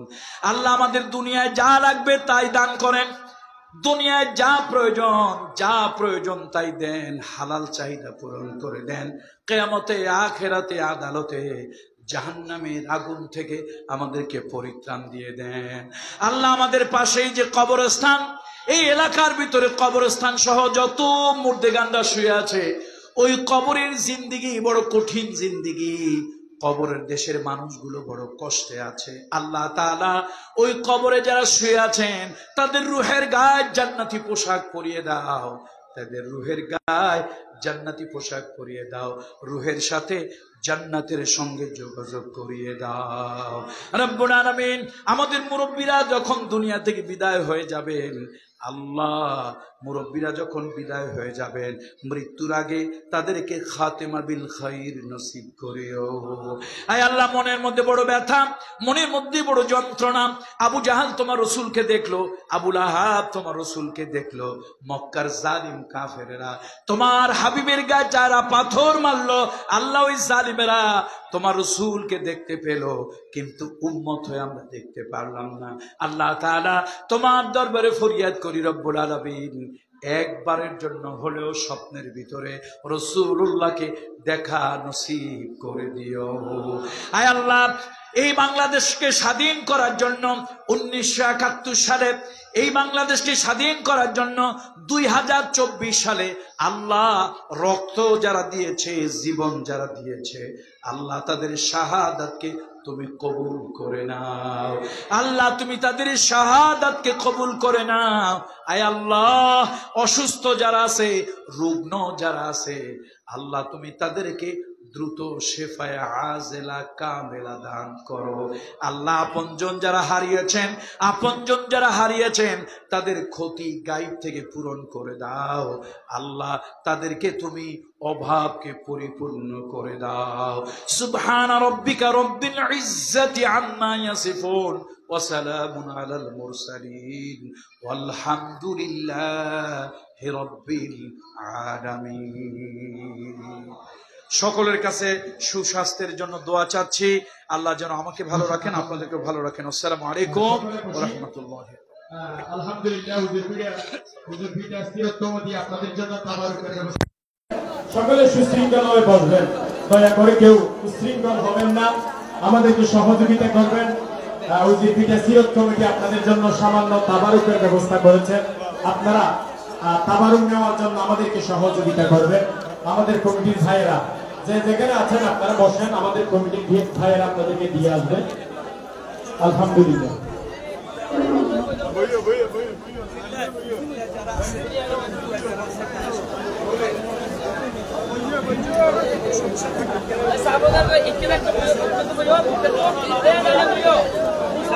আলহামদুলিল্লাহ, আমাদের সাইদ আনসারী হুজুর 19 দিন ব্যাপী মাহফিলের সমাপনী দিবসে আলোচনা রাখবেন। আগামী 3 অক্টোবর সমাপনী দিবসে আমাদের কামরুল ইসলাম সাইদ আনসারী হুজুর আলোচনা রাখবেন। সকলে বসে পড়ি, আমরা সকলে তাবারুক নিব ইনশাআল্লাহ।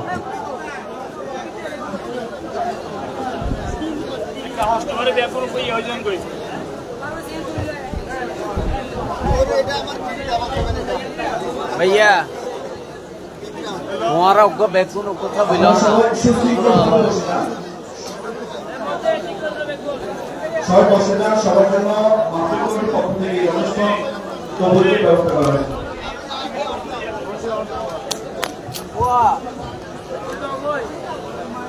हमने आँखों से देखा नहीं है मगर, हमने आँखों से देखा नहीं है मगर, उनकी तस्वीर सीने में मौजूद है।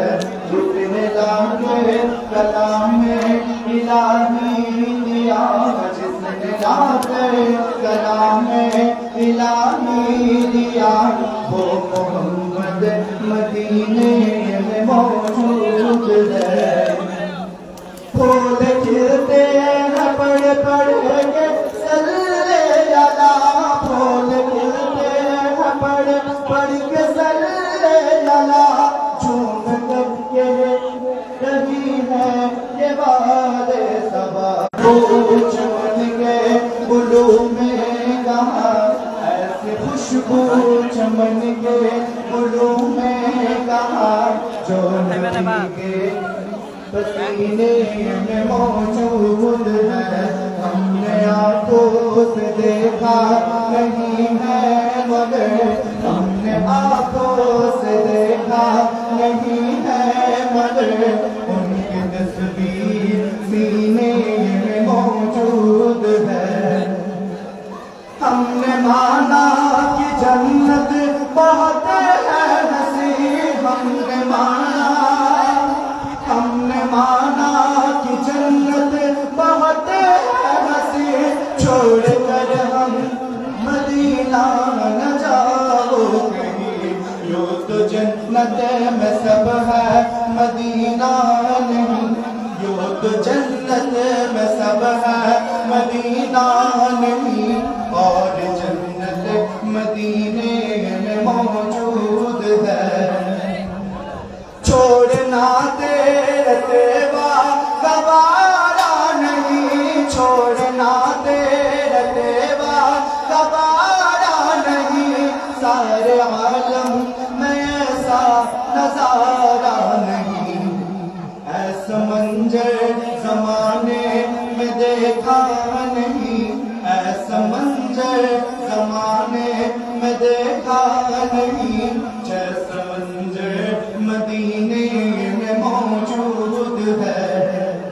हमने आँखों से देखा नहीं है मगर, हमने आँखों से देखा नहीं है मगर, کی تصویر سینے میں موجود ہے، جس نے لا کر کلام الہی دیا، جس نے لا کر کلام الہی دیا، وہ محمد مدینے میں موجود ہے۔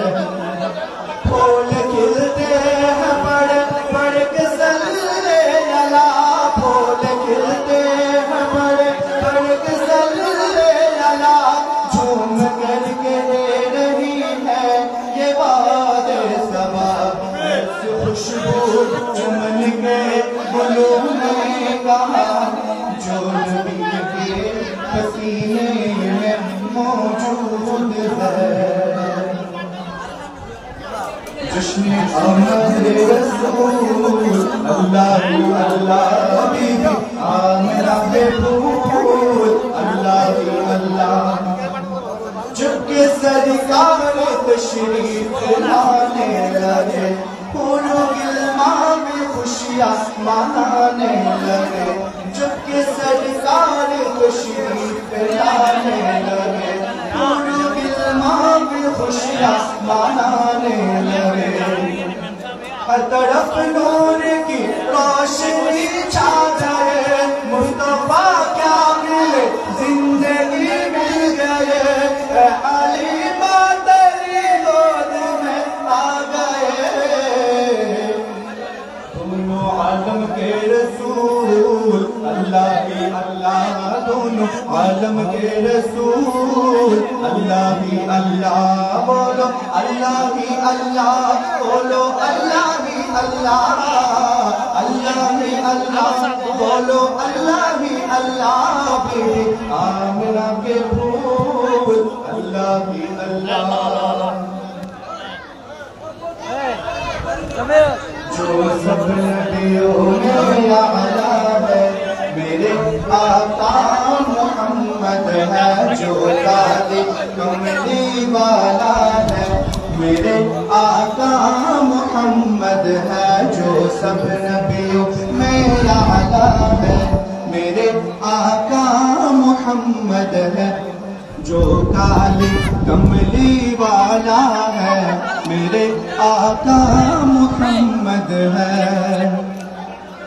میرے آقا کی آمد سے اندھیرے مٹ گئی ہے سب، میرے آقا کی آمد سے اندھیرے مٹ گئی ہے سب، غریبوں کا سہارا ہے، غریبوں کا سہارا ہے میرے آقا محمد ہے، سب نبیوں میں اعلیٰ ہے میرے آقا محمد ہے، جو کالے کملی والا ہے میرے آقا